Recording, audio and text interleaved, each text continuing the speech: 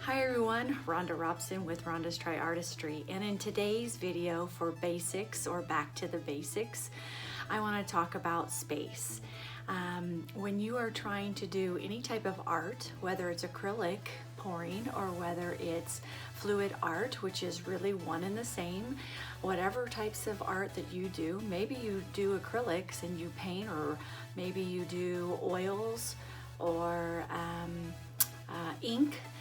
Whatever it is that you do, you need a space, and everyone deserves a space. So I'm going to show you how I take a little area in my home that's really more of a general area for my entire family, but I created a little space, a little nook for myself. So everybody deserves a space, and so do you. So let me get you started and show you what I do. All right, bye for now.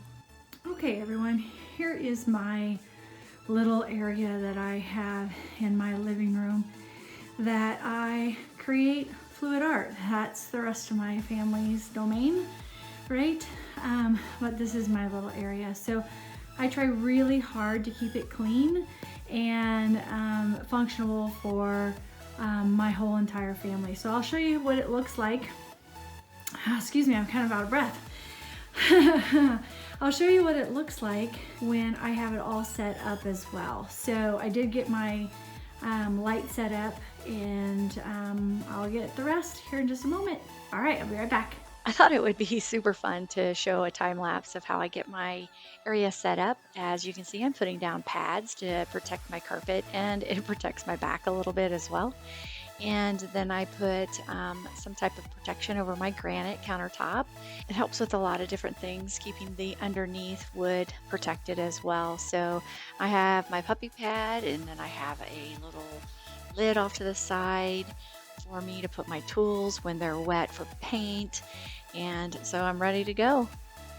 Okay, as you can see, I'm all set up. I've got my floor completely around my area. I have a drop cloth over my granite countertop, although I don't necessarily need it, but it helps with the shine. Plus it just helps with cleanup a little bit more. And I have my trash can. I have my lid that I put my tools on. And then I've got all the things that I need over here ready to go, and in my light that I'll use for making sure that everything looks good on video. But it only takes me about 4 to 5 minutes to really get this whole thing set up, because I keep it kind of all secure in the back. But as you can see, it doesn't take me very long, and I did a time lapse so you can see me kind of running through, and I'll have that in the video too. All right, bye.